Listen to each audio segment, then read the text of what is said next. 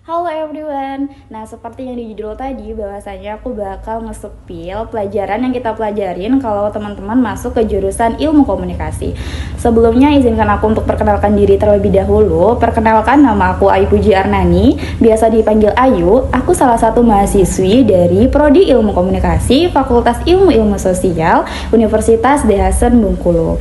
Nah, sebelumnya buat teman-teman yang masih ragu untuk masuk ke jurusan ini, teman-teman gak usah ragu lagi karena di jurusan ini benar-benar diajarkan cara berkomunikasi dengan baik dan benar.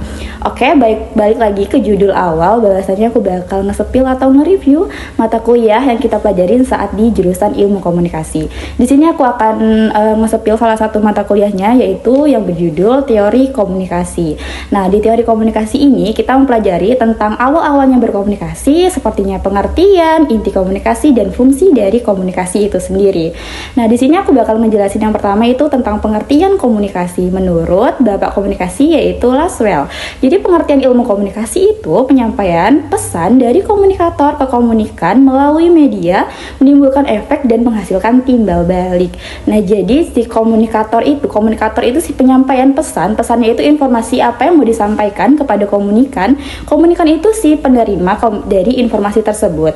Terus media yang digunakan contohnya seperti ini, media yang aku gunakan adalah mulut untuk berbicara. Terus efek yang diterima oleh komunikan itu seperti pengetahuan gitu, apa yang kita kasih itu mereka tahu gitu. Terus yang terakhir itu adanya timbal balik. Nah, jadi timbal balik itu seperti responnya dari si komunikan ke komunikator. Selanjutnya aku bakal ngejelasin tentang inti komunikasi.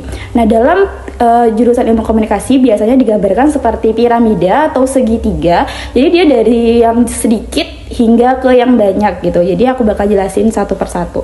Jadi yang pertama itu ada komunikasi antar pribadi. Jadi komunikasi antar pribadi itu adalah komunikasi dengan diri sendiri. Nah, jadi teman-teman buat kalian yang sering ngomong sendiri itu sudah termasuk dari komunikasi. Yang kedua ada komunikasi kelompok, itu dari 2 sampai 5 orang. Yang ketiga itu komunikasi organisasi dari 10 sampai 50 orang seperti eskul, UKM ataupun komunitas yang lainnya. Terus ada komunikasi publik. Komunikasi publik itu contohnya seperti demo. Nah, itu adalah salah satu dari komunikasi publik. Dan yang terakhir ada komunikasi massa. Komunikasi massa ini contohnya seperti koran, majalah, ataupun teman-teman punya informasi dan di-share ke sosial media. Nah, itu tadi inti dari komunikasi. Selanjutnya aku bakal bahas dari fungsi komunikasi. Nah, fungsi dari komunikasi itu ada 4. Yang pertama itu adalah informasi atau memberikan informasi. Yang kedua itu pengetahuan. Yang ketiga itu membujuk. Dan yang terakhir ada menghibur. Jadi yang pertama itu memberikan informasi kepada komunikan. Terus yang kedua itu pengetahuan. Jadi si komunikan itu mendapatkan pengetahuan dari informasi yang dibagi. Dan yang ketiga itu membujuk. Contohnya seperti mungkin aku akan membujuk teman-teman untuk masuk ke jurusan ilmu komunikasi. Dan yang terakhir adalah menghibur. Mungkin teman-teman juga udah gak asing ya tentang menghibur dalam komunikasi. Contohnya seperti teman-teman kita yang lagi galau, terus kita ajak berkomunikasi, bercerita, mungkin udah gak galau lagi.